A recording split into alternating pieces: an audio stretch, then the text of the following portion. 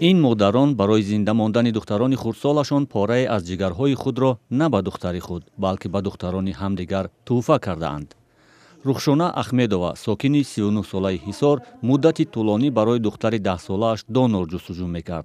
زیرا نه گروه خونی خودش و نه از شوهر و نزدیکانش به خون دخترش موافق نبود. ما 5 سال عذاب بودیم، قطعی بوده. نمیدونستیم که در جای خیلی جویه. دختر ما قریبه دست میدادیم. اومدیم همینجا. شناسیدیم قطعی همین خواهرمون.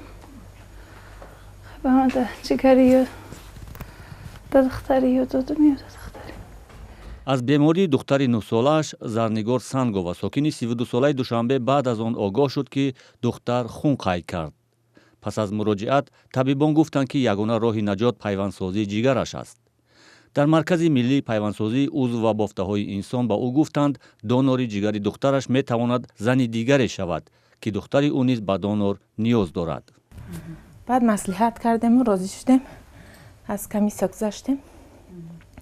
راضیگی دادم. راضی شدیم کردیم. یک مهر پیدا کردم. مثل دختر خودم. بر اساس قانون در تاجیکستان تنها والدان و خویشاوندان می توانند برای پیوندسازی عضو بافته‌های انسان دونور باشند. استفاده از اعضای بدن افرادی که فوتیدند رایج نیست.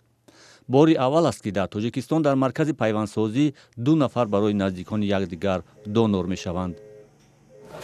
از سببی که 2 تا بیمار مادرای اینا یکیش با یکی دیگرش گروه های خونشان موافق شدند که در تمام دنیا این کار انجام میدن.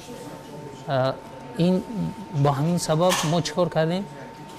مادری یک بیمار را دونور برای این بیمار کردیم که از بیماری که در اینجا خوابیده است و مادری این بیمار را برای یک بیماری دیگر. طبیبان میگویند تجربه عوض کردن دونورها میتواند از خرید و فروش عضوها جلوگیری کند.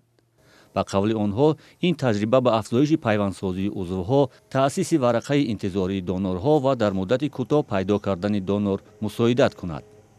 عمومی قریب 17 پیوند جگر در 2017-2019 کردیم.